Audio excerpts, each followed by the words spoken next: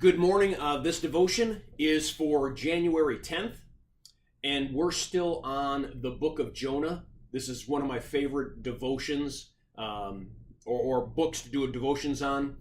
And the title for today's devotion is Divine Ripple Effects.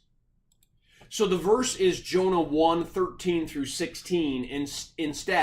Instead of listening to Jonah and throwing him overboard, the men did their best to row back to land, but they couldn't. For the sea grew even wilder than before. Then they cried to the Lord, "O Lord, please do not let us die for taking this man's life. Do not hold us accountable for killing an innocent man. For you, O Lord, have done as you pleased." Then they took Jonah, threw him overboard, and the raging sea grew calm.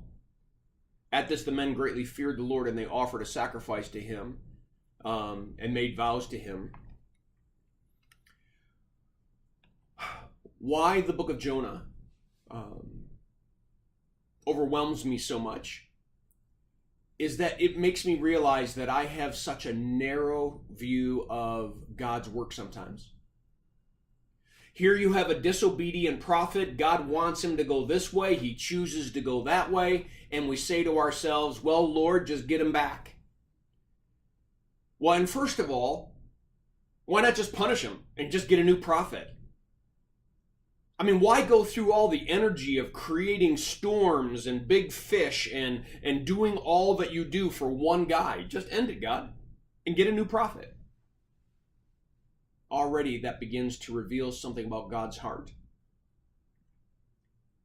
He desires that all men be saved and come to the knowledge of the truth. He does not want our condemnation. He did not come into the world to judge it, but to save it.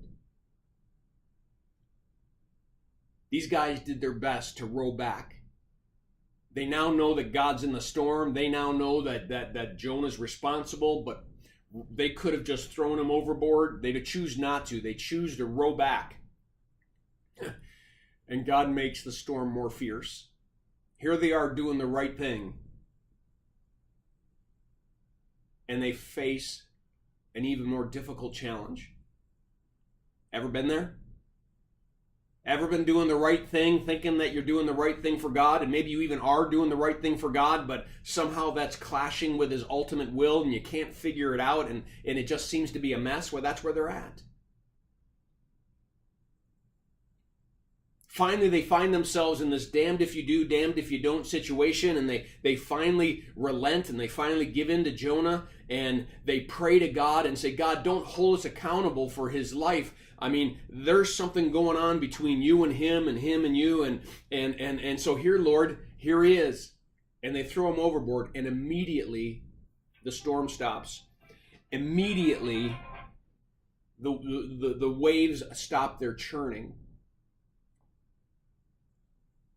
Sounds like Jesus waking up in a boat and saying to the storm, be still, and the winds and the waves stopped. Well, what's the reaction? They made sacrifices and they vowed promises to the God that Jonah talked to them about. You see, Jonah was an evangelist. He was a prophet. And even in his disobedience, God uses him to speak truth. And the ripple effect is that God did more than just get Jonah back. God saved those sailors on that day. Never think that God just has one thing in mind. It might appear that he's doing one thing in your life, but I guarantee you there is a ripple effect, a divine ripple effect. Because everything that he does is for the furtherance of his kingdom.